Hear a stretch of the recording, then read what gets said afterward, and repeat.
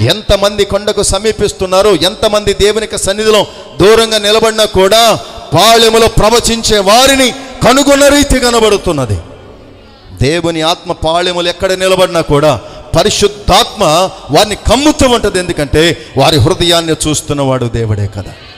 నువ్వు పరిశుద్ధాత్మను గురించి గొప్పగా మాట్లాడావు, వేరొక పరిశుద్ధతను గురించి మాట్లాడే అనుభవాలు జ్ఞానము నీకు లేదు, మాట్లాడటానికి వీలు కూడా లేదు. దేవునికి స్తోత్రం కలుగునుగా. పరిశుద్ధుడు ఎవడో, పరిశుద్ధుడు కానివాడెవడో దేవుడే. ఈ మాటలలో నీవెంత మూట కట్టుకుంటున్నారో తెలుసా?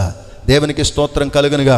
పరిశుద్ధాత్మను గురించి, భక్తిని గురించి, ప్రార్థన గురించి, విశ్వాసం గురించి, నీ ఆత్మీయ స్థితిని గురించి మనలో మనం మాట్లాడుకోవటమే కానీ వేరొకరి గురించి మాట్లాడే ఆ యొక్క శక్తి కానీ, మాట్లాడాల్సిన ఆలోచన కానీ నీకు రాకూడదని ప్రభు పేరిట మనం చేస్తున్నాం.